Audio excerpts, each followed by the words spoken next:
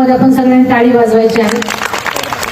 आणि गिरीबाबांची मी प्रदक्षिणा मागते की फार कमी वेळ होता आमच्यासाठी, पण खूप जास्त वेळ घेतला मी दादांचा आपल्या सगळ्यांचा. वा वा, दादांनाही आनंद वाटला.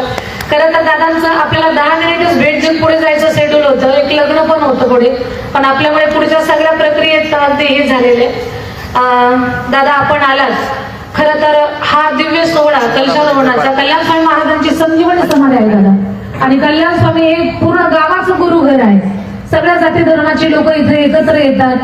कुठल्याही प्रकारचा मतभेद नाही, कुणी कुणाचा द्वेष करत नाही. सगळेजण श्रद्धेने एकत्र येऊन हा कलशारोहणाचा सोहळा फक्त एकट्या सोनाली ताईंनी पार पाडला नाही, चकलंब गावात राहणाऱ्या 18 जातीनं हा कार्यक्रम पूर्ण केलेला. माझ्या एकटीच अजिबात त्याच्यामध्ये योगदान नाहीये, हे सगळ्यांनी म्हणून पार पाडलेलं आहे. जेव्हा कलशारोहणाची मीटिंग पहिली बैठक जेव्हा झाली, तर 4-5 मीटिंग घेत असताना जेव्हा गाव पातळीवरची मीटिंग आम्ही घेतली, सगळी माणसं एकत्र आली आणि सगळ्यांना सांगितलं की आपण आपल्या जिल्ह्यातल्या प्रत्येक नेत्याला आपण बोलवायचं. प्रत्येकानं जबाबदारी घेतली की कोण कुणाला बोलावणार, कोण कुणाला बोलावणार, कोण कुणाला घेऊन येणार. आणि मग दादांची जबाबदारी घेतली आणि दादांनी शब्दाला मान देऊन इथपर्यंत आले. खरं तर दादा आपण संघर्ष योद्धा आहात. खूप मोठं कार्य महाराष्ट्राच्या मातीत की ज्याचं जगामध्ये कौतुक व्हावं एवढं मोठं आपण कार्य केलेलं आहे.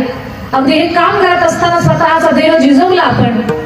आणि आपलं जे काम आहे, जात पात धर्म श्रीमंती गरिबी याच्या पलीकडचं दादा आपलं काम आहे.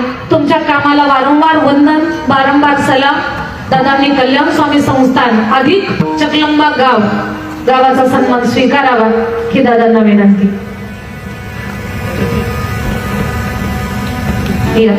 Guys, please subscribe my YouTube channel, linked in profile.